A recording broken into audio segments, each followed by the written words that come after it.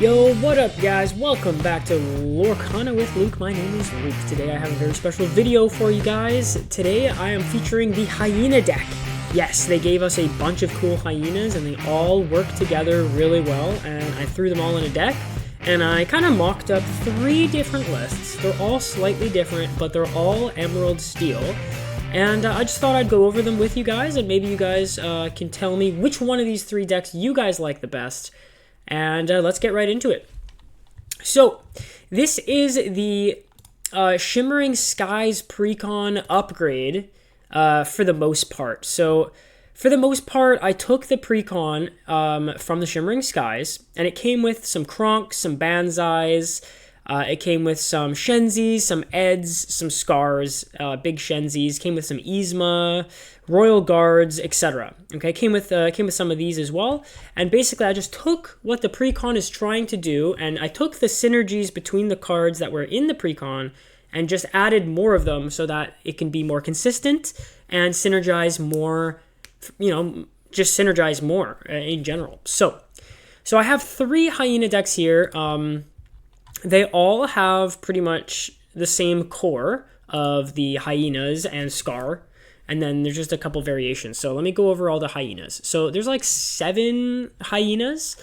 This is Banzai, a 2-cost uninkable, 3/2 that quests for 2. Not much to say about him other than he's just a Hyena that can quest for 2 on turn 2, as well as protect itself, whereas like if anybody wants to challenge into it, they're gonna really get hurt. We also have Banzai, Taunting Hyena. When you play this character, you may exert chosen damage character. It's just a 2/2 for 2, inkable, quest for 1. So nothing too crazy. Maybe you don't want to play this on turn 2 though. Maybe you would want to play this a little bit later on, so you can challenge into the exerted character.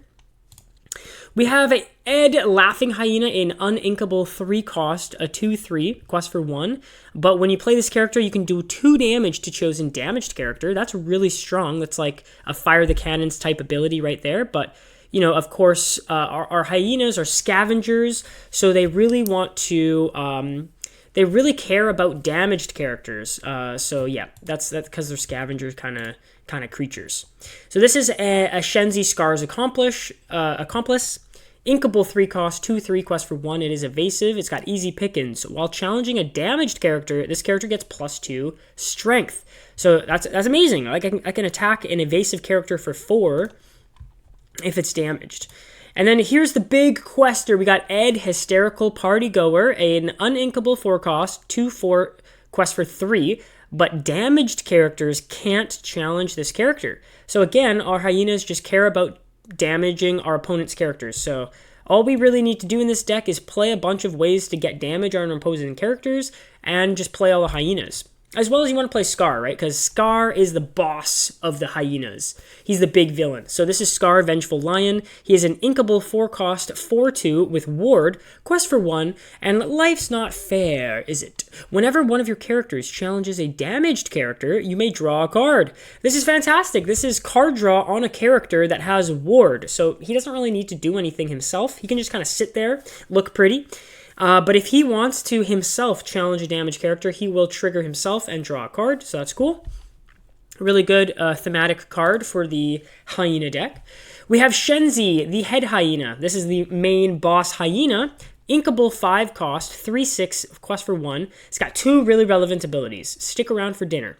This character gets +1 strength for each other Hyena character you have in play. So that's really good. If you have like 2 other characters that are Hyenas in play, this character can be a 5/6 stat line for 5, which is great. And it has another ability. What have we got here?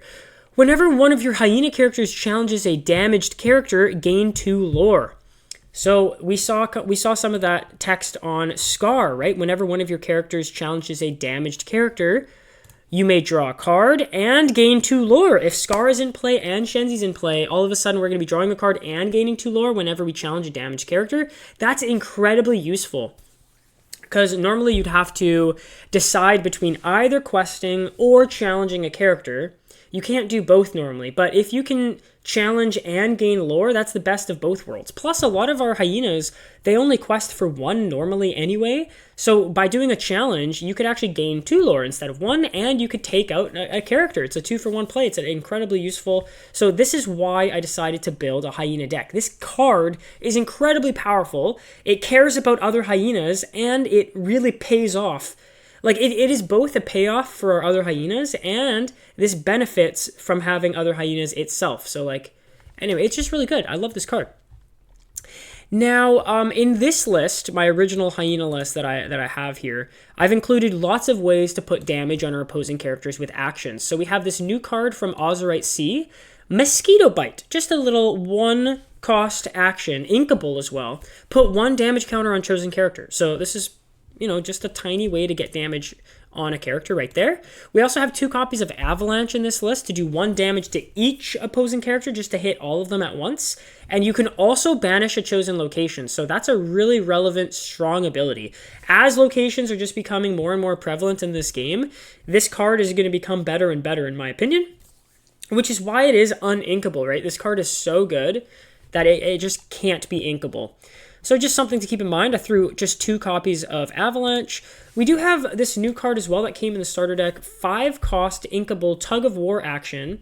You can choose 1. Either deal 1 damage to each opposing character without evasive, or 3 damage to each opposing character with evasive. That's really, really, really powerful. That can take out a lot of evasive characters. A lot of evasive characters don't have more than 3 willpower anyway, so that's pretty strong, but we just care about the 1 damage here mostly, because again, if stuff has a damage on it, it means we can protect Ed. Nothing can challenge Ed if we just do a damage to everything, as well as we can combine that with this Ed, so we can do 2 damage to a chosen damaged character. There's lots of synergy with damaged characters. Here's another way we can do damage. This is a new card from Shimmering Skies. 6-cost uninkable item. So an item means it sticks around, and you can use it the turn you play it. So you play this for 6, and then immediately you can use its ability Steal Light. Exert it, deal 1 damage to chosen character. So this is great. You can use this every turn of yours. Just boom, 1 damage, 1 damage, 1 damage every turn for the rest of the game. And I think this is really strong. It is uninkable, so I only included 2 in the list, but I think this is really strong because on Shenzi, on turn 5, you're going to want to play like this Shenzi, and then on turn 6, you can play this Steel Chromicon and start doing little bits of damage to start benefiting your hyena, so you can challenge and get that lore and stuff like that. So I think this is a pretty good card. I included this song, When Will My Life Begin? It did come in the starter deck, and it just says chosen character can't challenge during their next turn, and you draw a card. So I really love songs that say draw a card on them, because using a song, you're playing them for free without paying any ink. So you might run out of cards in your hand. So having a song that draws you a card and replaces itself is really good. It basically means you're going to be giving up a little bit of lore by not questing with the character if you're going to sing a song. But you're not going to be giving up the card. You're going to be getting the card right back. So I really love this card. It protects some of our characters by choosing a big character on the other side that can't challenge, as well as it has a really nice combination ability with Tropical Rainforest. So this card says opposing damaged characters gain Reckless, which means they can't quest and they must challenge if able. So what this means is we can combine this with When My Life Will Begin, so that their damaged characters, if they're damaged, they will have Reckless, so they can't quest, they have to challenge. But then we can also say, sorry, you can't challenge either, you pretty much can't do anything. And I think that's pretty fun, locking down a character, just being like, sorry, but you can't quest, you also can't challenge. So I don't know, I think that combo is really fun, and I want to see how often that's going to be relevant, so have 4 of those. And last but not least, one more location, because this one does 1 damage to stuff for the first time I move a character here. So it does cost 2 to move a character here, so you pay 2, move a character here, and then you get to do 1 damage to chosen character. We don't have any knights in the deck, so it's not going to be doing 2 damage, but I do think that this card is pretty solid. A 2-cost location that gives us 1 lore a turn for 6 willpower is already pretty decent. But on top of that, it has this really cool ability where we can do 1 damage repeatedly, right? Repeatably, not on the same turn, but on the next turn, if we play a character and move it there, we can do another damage. So it's nice, repeatable value. So this is what we have here. The last thing I didn't talk about, I guess, is our 1-drops. We just have 8 1-drops here, and I chose to go with the 1-3 stat line so that we can aggressively quest away and invite challenges. Go ahead and challenge me, and if you challenge me, you're going to take a damage, and most likely your character's not going to go away. It's going to stay in play with that damage on it, so that next turn I can benefit from that by playing something like, well, not the next turn, but like the previous turns. Well, actually, this would be the next turn. We play the 1-drop. On turn 2, we quest with it. On their turn 2, they challenge into it. On our turn 3, we can play Ed and do 2 damage to finish off whoever challenged into our 1-3 stat line. So I like the 1-3 stat line because it invites challenges and puts a little bit of damage on our opposing characters. So that's the Hyena deck. It's really not that complicated. You understand the whole game plan, right? It's play Hyena, play Hyena, play Hyena, play Hyena, play Big Shenzi, get some damage on the characters, and then challenge for 2 lore. Yeah, that's kind of the whole game plan here. Try to utilize Ed to quest for 3 repeatedly. Try to protect Ed by damaging the opposing characters so they can't challenge Ed. So you can quest for 3 every turn. There's a lot of cool things we can do in this deck, but there's something I haven't been telling you guys. There's one more Hyena that I have not included in this deck, but I'll show you why. So there's one more Hyena that I haven't talked about too much. This is a Shenzi Hyena pack leader.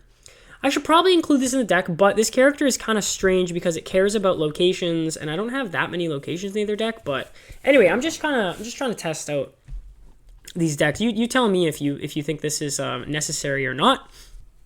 But this is a inkable 4-cost character. It is a 0-6 stat line, quest for 1.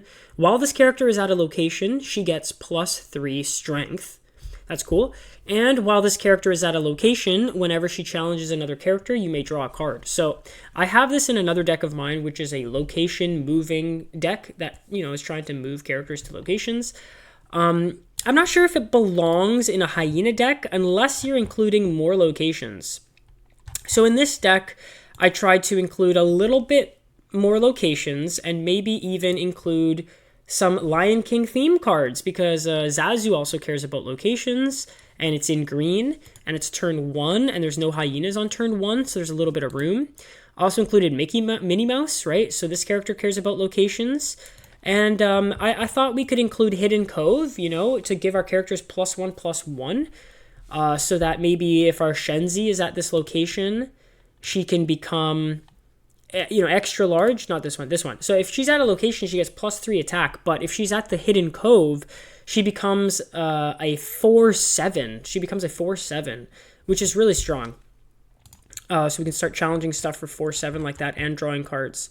But yeah, we still have 7 Dwarf Mine. We still have the Tropical Rainforest, When Will My Life Begin? Mosquito Bites are still in here. But yeah, we just have more locations, and we have the Shenzi that cares about locations as well. So it's a little bit of a different deck, but still pretty interesting, still pretty effective, still pretty thematic for the Hyenas.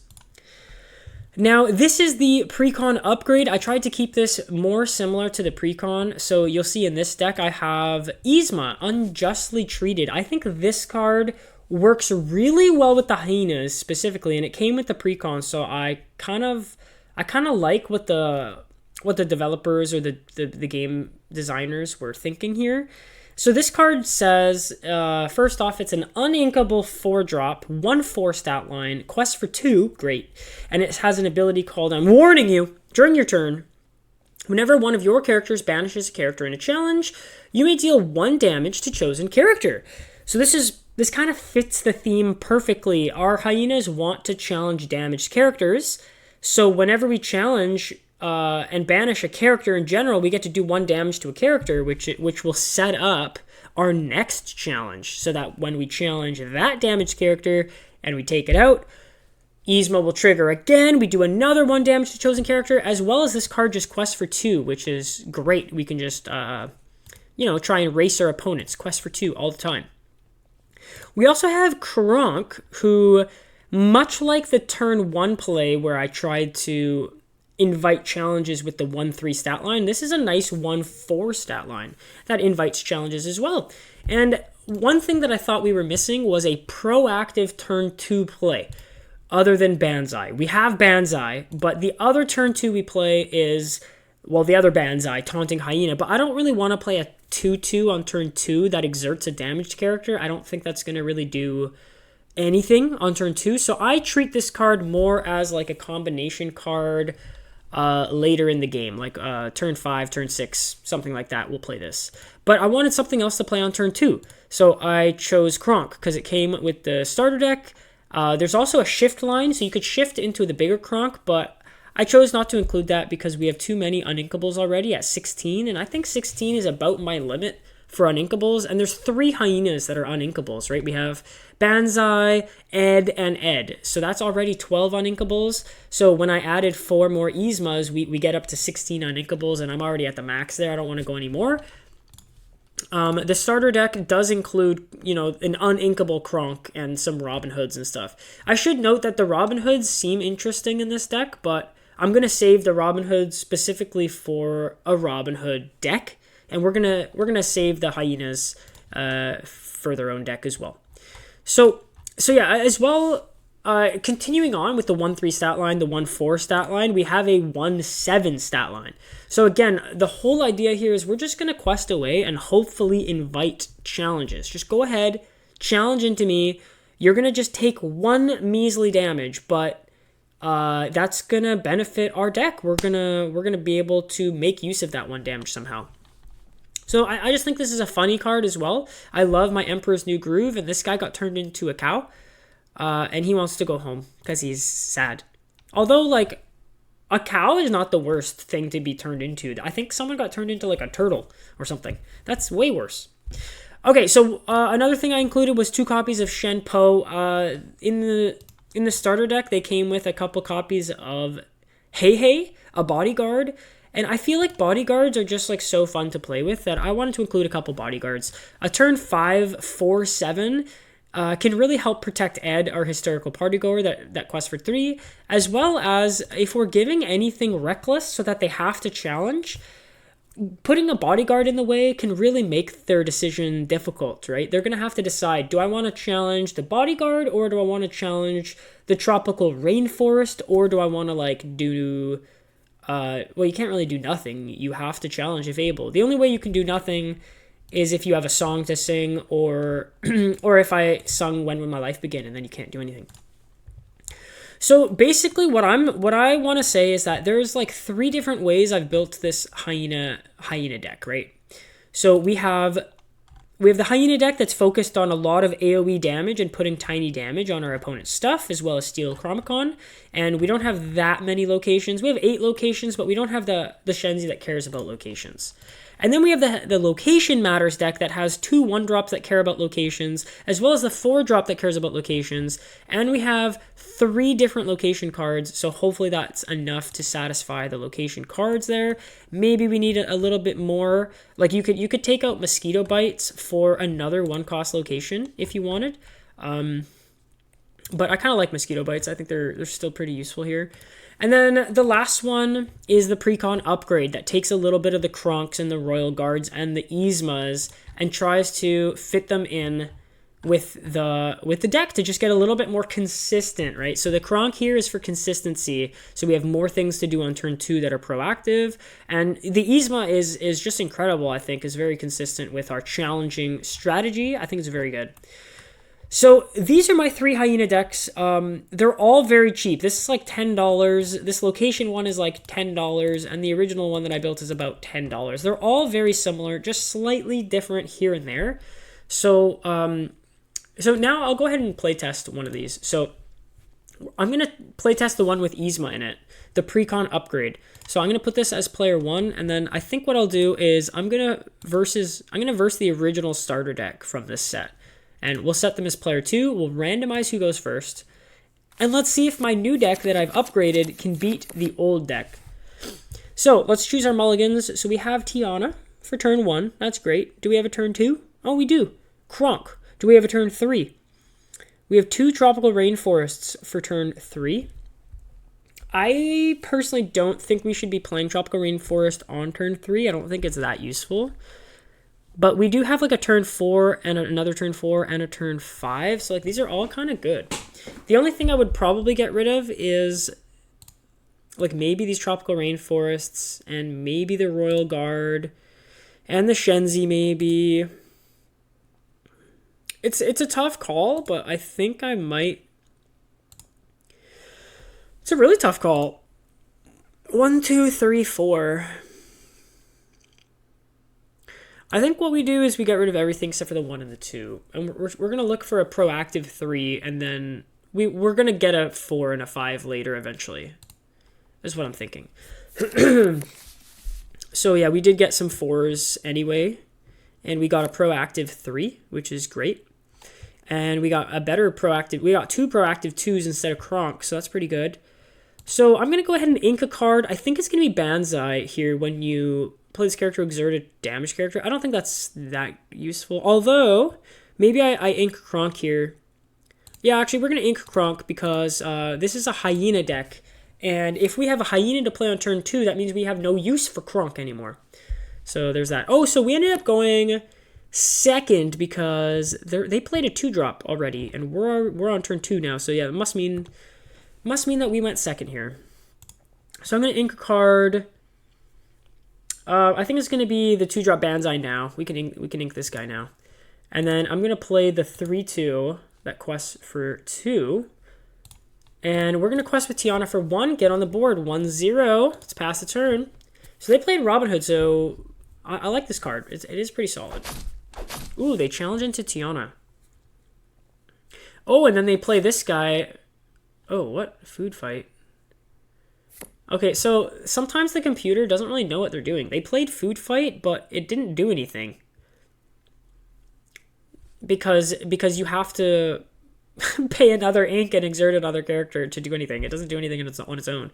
But they did get another lore there because this says when you play it, if an opponent has a damaged character and play the gain a lore. So what they did was they challenged, and then they played this to gain a lore. So we're tied at 1-1. So that's interesting. On turn 3, we're probably just going to be playing Shenzi, right? So let's ink a... Oh, these are tricky. What do I want to ink? The When Will My Life Begin could be good, but I'm not sure if I should... I don't really want to get rid of this 5-drop. I think I'll ink the When Will My Life Begin. And then we're going to be playing Shenzi Scar's Accomplice, which is our 3-drop, which is a 2/3 evasive, while a challenging damage character gets +2 strength. So I think I just really want to quest with the Banzai, and then I'm pretty sure I want to challenge this Robin Hood here because I don't want this damaged Robin Hood to challenge my Banzai because they would trade. I'd rather this healthy Robin Hood trade with Banzai, which is what's going to happen, right? They're going to trade, and I cleared the board, and I'm up a character. They're going to play Arthur, a 2/2 that quests for 2, and a Banzai taunting Hyena. So sometimes the computer also decides to play 2 cards on the same turn, which means they're left with no cards in hand pretty much for the next turn. So they can't really ink something and... Well, they can't. Once they draw a card, they'll have 2 cards in their hand next turn. So they could ink a card and play a card, but then they'll be out of cards. So I don't know. That's a little bit risky. I have way more cards in hand than our opponent because they're double playing sometimes. Okay, so these guys are not evasive, which means my evasive character is most likely safe here. So I can go on a quest, no problem. And then I think I'm also going to ink a card and play a card, but I'm not too sure what I'd like to play. Obviously, Yzma is uninkable, so maybe I should just play Yzma after inking something. But the other option is to play the Royal Guard. I think I'm going to actually probably ink the Royal Guard to play Yzma just because Yzma's uninkable and the Royal Guard was inkable, you know, just for that reason alone. Okay, so they're going to go ahead and get some questing. This Arthur questing for 2 is kind of an issue. I might have to take that out. Oh, wow, another Yzma. Oh, that's actually really solid. So what we can do here is we can actually just straight up play the other Yzma. And then we can challenge with our 2/3 evasive. And we need to take out this Arthur because it's questing for 2. So I'm going to take it out. And that will trigger Yzma to do a damage. But we have 2 Yzmas, so we get to do 2 damage. So I'm going to take out this Banzai for 2 damage. So we just got 2 of those taken out with our Yzmas. That's pretty fun. That's pretty fun. We can also ink a card and play a 1-drop, but we don't have a 1-drop, so I don't think we should even bother inking. We can just... we're not trying to get to like 6 ink or anything. We're just trying to stay on 5 ink, so I think I'll just keep my options open, and I'm not going to ink anything right now. I am going to quest with Yzma, though, because this is just a 2-3, and I don't think it's able to take out Yzma right now. I'm not going to ink anything. I'm just going to pass for now. Save the cards in hand for later. So they end up playing a Kronk for 2. I wonder what this card is in their hand. I wonder if it's uninkable. That's my current guess, is it's uninkable. Okay, so we drew a 3-2 there. Nice, nice. Maybe we just play both of our Banzai Gluttonous Predators. That seems like a great play. And I think I'm going to go ahead and... I mean, I kind of want to go on a quest. I can't challenge this because it's evasive anyway, so I kind of have to just go on a quest or pass. But I'm not one to pass most of the time. I like to aggressively quest. So right now we have 2, 4, 6, 8 lore on the board. They're probably going to take some stuff out. Oh, they play a Sleepy Sluggish Knight, a bodyguard, a 0-4 bodyguard. And they're going to quest. They're going to try and catch up to me here, but it's not going to be really possible. It's not actually going to be possible. So let's ink a Shenzi here so that we can play our big boy, our Shenzi Head Hyena. So this Hyena gets +2 attack because I have 2 other Hyenas in play. So this is now a 5-6. And whenever one of our Hyena characters challenges a damage character, we get 2 lore. So...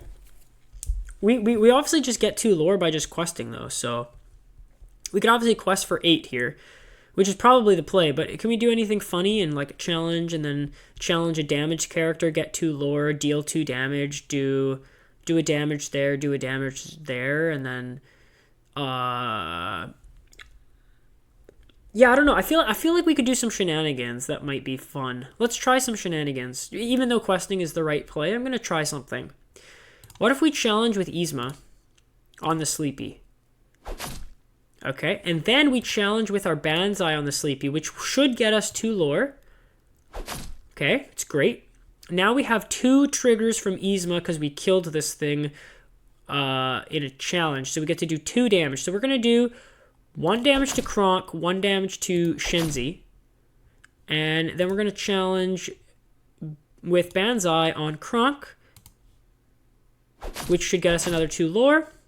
Now we get to do 1 damage to... You may deal 1 damage. So I don't have to deal a damage here, so I'm just going to pass. And then, yeah, perfect. Now we can quest with Yzma. Okay, so basically I said that we could get to 18 by just questing. But instead, I got to 16 and took out 3 of their characters. Like, that's the power of Shenzi Head Hyena. Like, sure, I could have quested for 8, but I challenged like 3 times that turn and still got 4 lore from my Shenzis, or my Banzais and the Shenzi. So it's a really good, I feel like it's a really good deck, and I feel like these Yzmas are just incredibly useful and powerful. And here we go, we have our Scar and stuff, so like if we wanted, we could play Scar, and now if we challenge, we draw cards, we refill our hand. But yeah, so this is the deck that I have built in paper. I have a bunch of cool paper decks, and this is the one that I have personally built. I personally have this deck in paper because I don't really have a good use for the Kronks and the Royal Guards. Like I don't really. I thought about making a 100% Emperor's New Groove theme deck. It might come eventually, but until that comes, the Kronk and the Royal Guard and the Yzma will live here. This is their home right now, as well as all of these Hyenas are here, Scar is here, and I'm really happy with the way the deck is functioning, this $10 Hyena deck. I hope you guys enjoyed the $10 Hyena deck, and go ahead and play it yourself, try it out. But yeah, until then, happy questing, and Lorcana with Boo out! Peace!